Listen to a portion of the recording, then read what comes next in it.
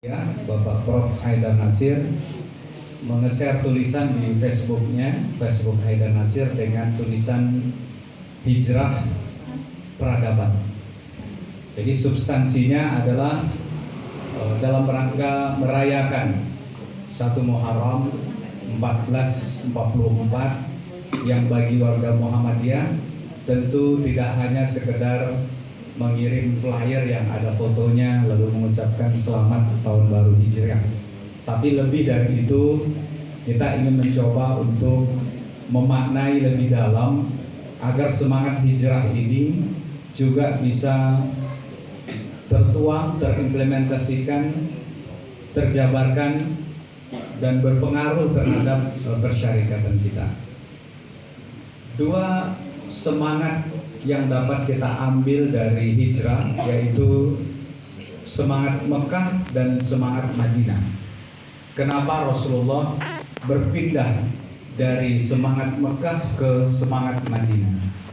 Kalau kita lihat potret historis bagaimana Rasulullah hadir di Mekah, ternyata Rasulullah menghadapi sebegitu banyak persoalan yang itu mengancam bukan hanya jiwa, tapi juga eksistensi agama Islam yang baru disebarkan pada waktu itu. Rasulullah hadir di sebuah tatanan yang penuh dengan permusuhan, dengan kebencian, dengan egoisme sektoral, terutama para pemuka agama, para tokoh-tokoh masyarakat yang merasa terganggu dengan kehadiran Rasulullah melalui promote Islam yang rahmatan lil alamin itu. Nah, kehadiran Rasulullah yang menawarkan rahmat itu ternyata tidak diterima begitu saja oleh umat Islam, oleh umat Quraisy pada waktu itu, sehingga penerimaan masyarakat beragam. Ada yang langsung menerima seperti Ali bin Abi Thalib. Ada yang menolak, membenci, tapi juga tidak mau memerangi seperti para pedagang karena mereka tahu siapa Rasulullah yang setiap hari mereka temui. Ada juga kelompok masyarakat yang gamang dan ragu dengan apa yang disampaikan oleh Rasulullah di Bukit Sofa itu, karena mereka bertemu dengan Rasulullah setiap hari, melihat kejujuran sifat Rasulullah yang sangat mulia. Mereka adalah masyarakat awam yang kebanyakan berada di Arab Saudi pada waktu itu. Sementara kelompok yang lain adalah kelompok yang sangat membenci, menolak ajaran yang Rasulullah tawarkan, dan mereka adalah para pemuka agama, tokoh masyarakat, dan para saudagar kaya. Nah, hadirnya Rasulullah menjadi ancaman bagi para tokoh agama, tokoh adat dan masyarakat pada waktu itu, sehingga Rasulullah benar-benar merasakan tekanan, ancaman, bukan hanya fisik ya, tapi juga nyawanya ya terancam, sehingga Allah menyuruh Rasulullah hijrah. Hijrahnya kemana? Ternyata tempat yang paling aman untuk menyebarkan Islam adalah Madinah. Bahkan Taif saja tidak sanggup untuk menerima Rasulullah karena ditolak oleh masyarakat. Nah, Madinah ternyata memiliki tipikal masyarakat yang ramah, yang bersahaja, yang elegan, yang moderat, yang terbuka dengan perbedaan. Walaupun penduduknya Yahudi, Nasrani, Majusi, dan banyak agama lokal pada waktu itu, tapi kehadiran Islam, ajaran Islam tidak ditolak oleh masyarakat Madinah, diterima dengan lapang dada. Bahkan ketika Rasulullah mengajarkan Islam di situ, justru banyak sekali yang tertarik dengan ajaran rahmatan lil alamin ini, sampai akhirnya hadirlah Al-Madinah Munawwarah, sebuah kota yang bercahaya, berperadaban baru, di mana melalui perjanjian ya. Perjanjian apa namanya? Perjanjian Piagam Madinah ya. Maka di situ tercantum kearifan dan keberadaban Islam ya, yang menawarkan sebuah kolaborasi, kerjasama, saling tolong, saling dukung-mendukung dan saling menghormati antara pengikut-pengikut agama yang lain. Islam hadir di kota Madinah tidak homogen. Jadi keajaiban Islam di sebuah tempat yang dicontohkan oleh Rasulullah itu tidak berangkat dari sebuah homogenitas atau kesamaan pahamnya, tapi justru karena keragamannya itulah maka kejayaan Islam menjadi contoh seperti yang diajarkan oleh Rasulullah SAW. Bagaimana Muhammadiyah dapat merefleksikan semangat hijrah ini? Maka kita dapat memaknai sebagai sebuah upaya untuk memindahkan kesadaran Mekah menuju kesadaran Madinah. Kesadaran Mekah itu adalah ketika kita memahami keyakinan kita, keyakinan orang lain sebagai sebuah primordialisme dan orang lain sebagai sebuah ancaman. Akhirnya pergumulan kehidupan sosial kita diwarnai dengan permusuhan, sengketa, selisih antara satu dengan yang lain. Secara internal di lingkungan Muhammadiyah, tata kelola cara kita berorganisasi yang kalau mengedepankan semangat Mekah, maka kita cenderung akan terkotak-kotak, merasa benar sendiri, lalu menyingkirkan kawan yang lain atau kelompok yang lain. Tipe kepemimpinan Mekah adalah pengurus Muhammadiyah yang terlalu egois, yang terlalu mementingkan dirinya sendiri, tidak mengutamakan kolektif kolegial di dalam kepengelolaan, baik dalam kepengurusan persyarikatan, entah itu Muhammadiyah, Aisyah dan seterusnya, atau di amal usaha. Maka semangat Mekah itu adalah semangat permusuhan, semangat egoisme. Ini yang harus kita hijrahkan ke semangat Madinah, di mana perbedaan yang terjadi di sebuah lingkungan itu tidak menjadikan kita untuk berpecah belah atau bermusuh-musuhan antara satu dengan yang lain. Justru kemampuan memimpin adalah bisa mengelola potensi-potensi yang berbeda ini, perbedaan-perbedaan ini menjadi sebuah kekuatan yang baik. Banyak sekali problematika yang kita hadapi di persyarikatan kita, yang kalau saya lihat itu lebih banyak disebabkan oleh lemahnya sumber daya Muhammadiyah yang ada di sebuah daerah. Karena lemah, maka yang sedikit itu jangan dicemari oleh semangat Mekah, tapi harus kita hijrahkan ke semangat Madinah.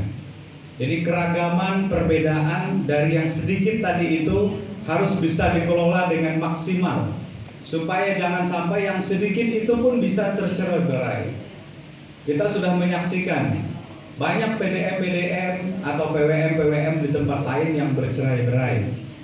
Bahkan ada sampai ke ranah hukum untuk menuntut satu kelompok ke kelompok yang lain. Mudah-mudahan ini tidak terjadi di Kalimantan Barat. Beberapa daerah kita sangat kita sadari lemah sekali sumber dayanya, tapi udahlah sedikit, jangan sampai kita bermusuh-musuhan atau bercerai-berai. Untuk itu, manajemen kepemimpinan Muhammadiyah harus berbasis pada kolektif kolegial.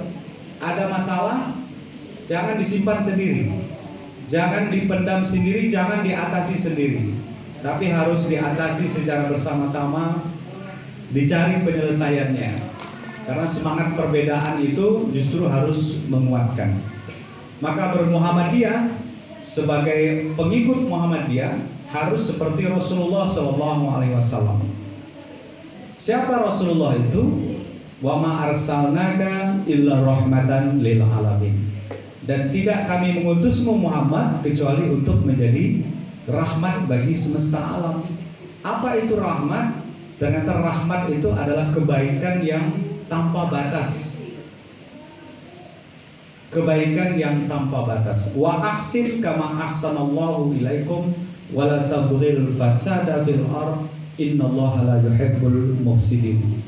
Dan rahmat itu adalah kita diminta untuk berbuat baik seperti Allah berbuat baik kepada kita. Allah berbuat baik itu tidak mengenal batasnya, maka kita diminta untuk berbuat baik juga kepada lingkungan kita, kepada sosial kita, masyarakat kita tanpa batas. Tapi ingat, ada satu catatannya, jangan membuat kerusakan, kata Allah, karena Allah tidak menyukai kerusakan, orang-orang yang berbuat kerusakan. Apa itu kerusakan? Kerusakan itu selalu dimulai dari permusuhan, dendam, egoisme, primordialisme sempit yang akhirnya membuat kita berorganisasi hanya untuk mementingkan diri kita sendiri. Nah, silakan kita evaluasi beberapa catatan. Tadi seperti disampaikan oleh Pak Ketua PDM, ada AUM kita yang mengalami kendala dalam pertumbuhannya dan perkembangannya. Nah, mari kita rapatkan di internal kita, kita sumbangkan seluruh pikiran dan tenaga kita bagaimana menghidupkan kembali, membesarkan kembali amal-amal usaha yang mengalami kevakuman, sambil kita memikirkan bagaimana bisa berkolaborasi dengan pihak lain. Di Singkawang itu ada kasus sekolah Madrasah Sanawiyah Muhammadiyah di Setapuk, itu vakum selama 2 tahun, tidak ada muridnya. 2 tahun. Tapi beberapa tahun sebelumnya itu jumlah siswanya menurun sampai akhirnya 2 tahun itu tidak ada siswa. Padahal kita sudah mensupport bagaimana supaya guru ini masih bisa terselamatkan. Lalu muncullah ide pada waktu itu, ada sebuah pondok tahfiz yang belum ada sekolahnya, belum ada SMP-nya. Dia hanya pondok tahfiz yang tamat SD.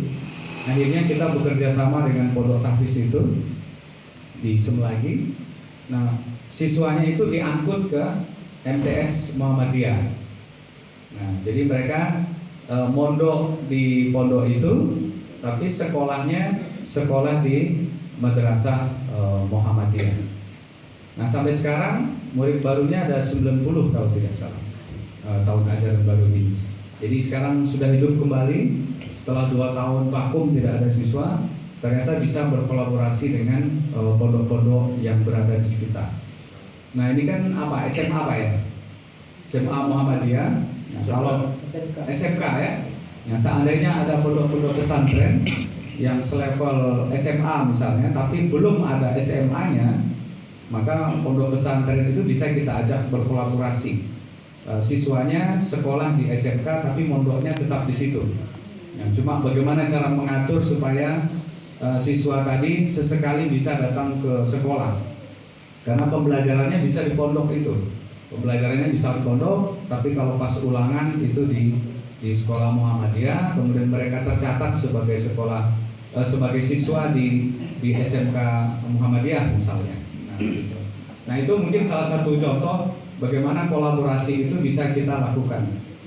Kalau kami belajar dari semangat kolaborasi, seperti semangat hijrah tadi ya, ketika kami studi banding ke Sulawesi Selatan, itu ada panti asuhan yang didirikan oleh Muhammadiyah di daerah mana Pak? Sidrap ya? Ya, Sidendreng Rapang, namanya Sidrap ya. Di Rapang itu ada panti asuhan yang memiliki siswa yang sangat banyak dan makmur. Bantuan begitu banyak diberikan oleh masyarakat dan tidak mengenal bahwa dia Muhammadiyah apa bukan, tapi bantuan terus diberikan. Kebetulan dekat dengan pasar, jadi setiap hari ada orang antar sayur, antar beras dan segala macam untuk panti asuhan itu. Ternyata mereka punya strategi. Mereka membuka diri dengan masyarakat lain, bukan hanya warga Muhammadiyah. Bagi jamaah NU misalnya ingin sholat di masjid itu dipersilakan. Bahkan mereka membuat giliran khutbah Idul Fitri dan Idul Adha. Misalnya tahun ini mereka mengundang NU untuk khutbah Idul Adha di panti asuhan Muhammadiyah. Tahun depannya Muhammadiyah, tahun depannya lagi NU. Ini tidak lazim kalau di Kalimantan Barat ya. Tapi ternyata Sulawesi Selatan itu adalah salah satu provinsi di Indonesia yang sangat pesat pertumbuhannya. Sebagai indikator pesatnya pertumbuhan, jumlah cabangnya lebih banyak dari kecamatannya.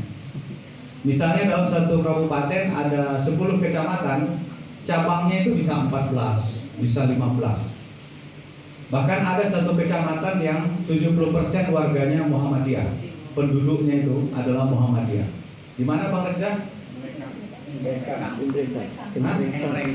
Bukan Enrekang kali, Limbong kali.